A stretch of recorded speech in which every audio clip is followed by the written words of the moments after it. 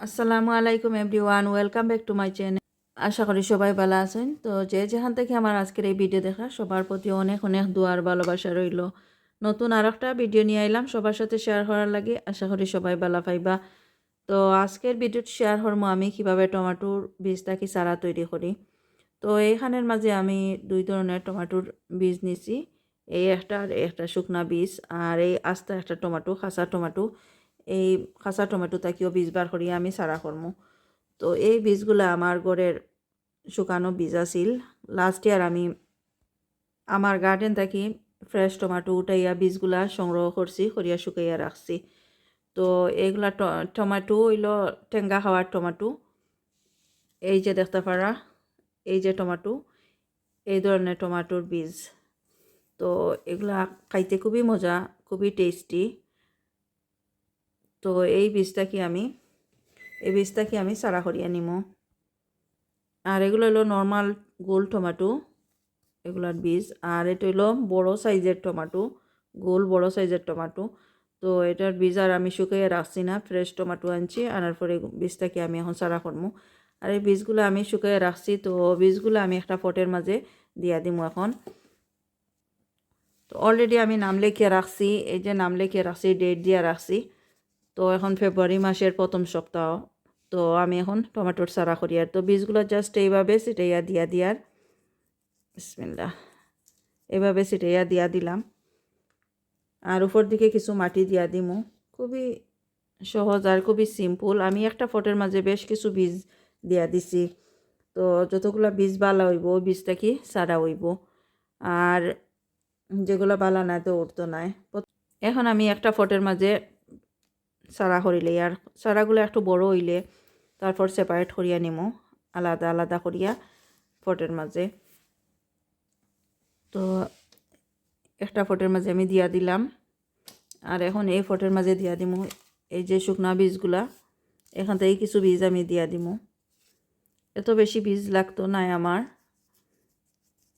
তো কয়েকটা চারা উইলে হইব, তারপরেও বেশ কিছু করি। আর অনেক সময় দেখা যায় চারাগুলা নষ্ট হয়ে যায়, অনেক সময় দেখা যায় সবগুলা বীজ থেকে চারা উঠেন না। তো বেশ কিছু বীজ আমি এখানের মাঝে দিয়া দিলাম। দেওয়ার পরে দেখতে পারে একটা পটের মাঝে আমি কতটুক মাটি দিয়া দিছি। তো উপর দিকে অল্প পরিমাণ জাস্ট কাবার করিয়া দিমু, আরও অল্প পরিমাণ কিছু মাটি বলতে এগুলা কম্পোস্ট, মাল্টিপারপাস কম্পোস্ট আমি ইউজ করি। আর নর্মাল মাল্টিপারপাস কম্পোস্ট, কোনো স্পেশাল কোনো কিছু নাই। আর প্রতি বছরও আমি এইভাবে করি। এই যে দিয়া দিলাম। এখন আমি এই যে টমেটো কাটিয়ে নিমু। কাটিয়ে নেওয়ার পরে কিছু বীজ বার করিয়ে ফটের মাঝে লাগাইমু। এই যে 2টা পিস করি আমি নিছি। তো বেশি বীজ লাগতো না। আমি একটা পিস থেকে কিছু বীজ বার করিয়া এই যে কন্টেইনার আনছি 4 ইঞ্চি, এটার মাঝে রাখমু। এইভাবে জাস্ট একটু বীজ রাখি। আর বীজ শুকানিও লাগে না, এইভাবে ফ্রেশ বীজটাকেও চারা করা যায়। আমি অনেকগুলা ভিডিওর মাঝে আগে দেখাইছি আমি কিভাবে ফ্রেশ টমেটো থাকি বীজ বার করিয়া চারা করছি। তো এইভাবেই রাখলে হয়ে যায়।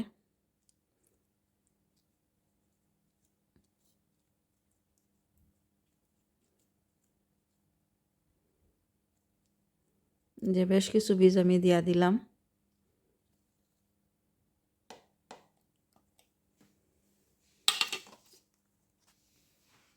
এই যে দিয়া দিলাম। এখন উপর দিকে আরও কিছু কম্পোস্ট আমি দিয়া দিমু। জাস্ট একটু খাবার করে দিয়ার, অত বেশি কম্পোস্ট দিয়ার না, বীজটা কি চারা উঠতো এই কারণে অল্প একটু কম্পোস্ট দিয়ে আমি কাবার করে দিয়ার। তো আমার কম্পোস্টগুলো অলরেডি ভিজা ভিজা আছে। তারপরেও উপর দিকে আমি কিছু পানি স্প্রে করিয়া দিমু। তো আমি পানি দিয়ার এখন পানি স্প্রে করে দিয়ার, জাস্ট একটু ভিজা ভিজা থাকতো।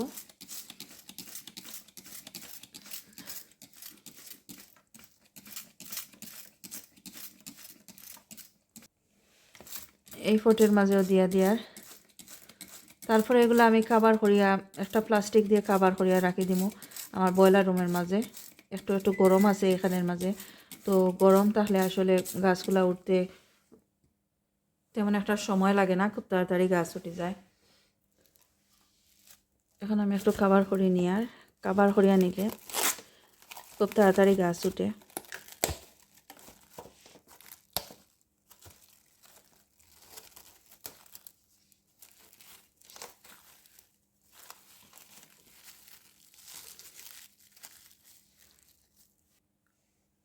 তো এখন আমি এই পটগুলা ব্রয়লার রুমের মাঝে রাখি দিয়ার, আর যারা ব্রয়লার রুম নাই তারা আবার উইন্ডো সেলের মাঝে রাখতে পারবা। তো এখন আমি রাখি দিয়ার এখানের মাঝে নিয়ে গাছ ওঠার পরে শেয়ার করবো কীরকম হয়েছে। এই যে মাশাআল্লাহ অনেক সুন্দর হইয়া টমাটোর গাছ উঠিছে। 3 দিন আগে আমি এই পটগুলা ব্রয়লার রুম থেকে বাইর করিয়া আনছি, ব্রয়লার রুমও রাখি দিছিলাম। তো যারা ব্রয়লার রুম নাই তারা উইন্ডো সেলের মাঝেও রাখতে পারবা। তো আমি ব্রয়লার রুমের মাঝে রাখছিলাম, এখানের মাঝে একটু গরম আছে। তো একটু গরম থাকলে আসলে দেখা যায় খুব তাড়াতাড়ি বীজ থাকি সারা হয়ে যায়। আর এই যে ফট দেখতে পারা সবগুলা বীজ থাকিও সারা হয়েছে খুব সুন্দর। আর এই ফটের মাঝে কিছু উঠিছে আর কিছু উঠিছে না, এখনও দেখা যায় কিছু উঠে, এখনও আস্তে আস্তে হয়তো উঠবো এগুলা। আর এইখানের মাঝে আরও কিছু সারা করছি, এগুলা উঠিছে। এখানের মাঝে 3 ধরনের টমাটোর বীজ লাগাইছিলাম। তো পটগুলার মাঝে খুব সুন্দর ইয়া হইছে।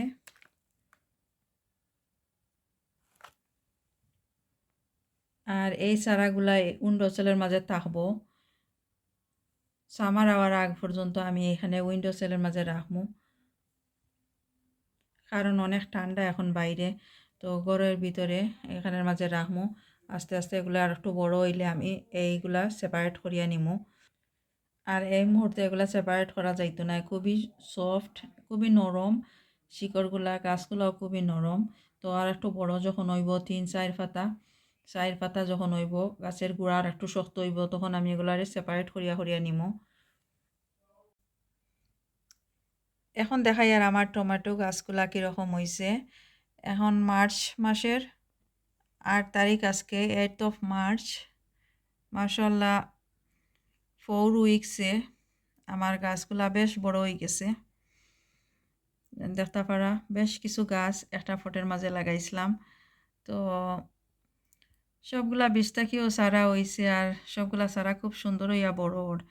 তো আমি চিন্তা করি আর এই গাছগুলা আমি এখন সেপারেট করিয়া নিমু, কারণ একটা ফটের মাঝে অনেকগুলা বীজ রাখি দিছিলাম। প্রথমে ভাবছিলাম যে এত চারা হইতো নাই, হয়তো কিবা কিছু চারা উঠবো, সবগুলা বীজটা কি নাও হইতে পারে। তো তারপরে দেখা গেছে মাশাআল্লাহ সবগুলা বীজটা কি চারা হইছে, আর চারাগুলো খুব সুন্দর পারফেক্টলি বড়। আর আমি উইন্ডো সেলের মাঝে রাখছি, এই যে উইন্ডো সেলের মাঝে রাখছি। আর এইখানের মাঝেও আরও কিছু আছে। তো 3 ধরনের টমাটোর চারা আমি করছি এই বছর। এই যে এটা হলো ছোটো ছোটো গোল টমাটো, নর্মালি আমরা যেগুলো খাই এগুলা। আর এই যে এগুলো হলো ঠেঙ্গা খাওয়ার দেশি টমাটো, যে দেশি টমাটোর বীজ থেকে চারা করছি। এগুলো আমার গার্ডেনের টমাটোর বীজ থেকে সংগ্রহ করে রাখছিলাম। আর এইখানের মাঝে আছে গোল বড় টমাটো যেগুলা, এগুলার বীজ থেকে আমি চারা করিয়া নিছি। তো এখানের মাঝে তেমন একটা বেশি চারা নাই, কিছু বীজ আমি দিয়া দিছিলাম। তো যাই হোক, যেগুলো আছে ওগুলাই আমার লাগি যথেষ্ট আছে। তো আমার ভিউয়ার্স সকলে জানতে চাইছেন যে কোন সময় আমি এই টমাটোর চারাগুলা করি বা কোন সময় পারফেক্ট টাইম। তো আমার মনে হয় জানুয়ারি মাস অথবা ফেব্রুয়ারি মাসে টমাটোর চারা করলে মে মাসে এগুলা রেডি হয়ে যায়, অথবা সামার টাইমের লাগে এগুলা রেডি হয়ে যায় জানুয়ারি ফেব্রুয়ারি মাসে করলে। এখনও সময় আছে, যারা করছেন না তারা করিয়া নিতে পারবা মার্চ মাসে। তবে জানুয়ারি মাসে যে চারাগুলা হয় খুব তাড়াতাড়ি টমাটো ধরে, কারণ এগুলা রেডি হয়ে যায়। ফেব্রুয়ারি মাসেও করলে মোটামুটি রেডি হয়ে যায় এগুলা সামার টাইমের লাগি। তো যারা করছেন না এখনও করিয়া নিতে পারবা। আর মাল্টিপারপাস কম্পোস্ট সম্বন্ধে জানতে চাইছেন, তো আজকে খুব বেশি স্নো দিছে সকালের সময়, আর এখনও আইসের মতো স্নো পড়ে। তো গার্ডেনও যাইতাম পারি আর না আমি এখন, তো দেখাইতাম পারলাম না কোন কম্পোস্ট আমি ইউজ করছি। তবে মাল্টিপারপাস আমি হোম বেস থেকে আনছিলাম মাল্টিপারপাস কম্পোস্ট লাস্ট ইয়ার। তো কিছু কম্পোস্ট রয়ে গেছিল, এইখান থেকে আমি কম্পোস্ট দিয়া এই সারাগুলা করিয়া নিছি। যে কোনো ধরনের মাল্টিপারপাস কম্পোস্ট যেগুলা কিনতে মিলে এগুলা থেকেও সারা করা হয়, অথবা স্পেশাল যেগুলা সারা করার লাগি কম্পোস্ট আছে শপের মাঝে বিএনকিউ অথবা হোম বেজের মাঝে কিনতে পাওয়া যায়, এগুলাও কিনিয়া সারা করতে পারবা। তো যে সময় আমি ট্রান্সপ্লান্ট করমু এই সারাগুলা, তখন আমি শেয়ার করমু কী ধরনের কম্পোস্ট দিয়ে আমি সারা করছিলাম আর কী ধরনের কম্পোস্ট দিয়ে আমি ট্রান্সপ্লান্ট করিয়ার। আর যে কম্পোস্টগুলা লাস্ট ইয়ার আনছিলাম কিছু রয়েছিল, ওগুলা দিয়ে আমি এখন সব সারা করিয়ার। নতুন করে এখনও কম্পোস্ট আমি বাই করছি না, যে সময় আমার দরকার লাগবো নতুন করে কম্পোস্ট বাই করমু আর সবার সাথে শেয়ার করমু নেক্সট ভিডিওত কিতা আমি ইউজ করিয়ার। তো যদি ভালো লাগে আমার আজকের এই ভিডিও প্লিজ সাবস্ক্রাইব করিয়া নিবা, লাইক দিবা, শেয়ার করবা। তাহলে আজকে এই পর্যন্তই, পালা থাকা সবাই, আল্লাহ হাফেজ।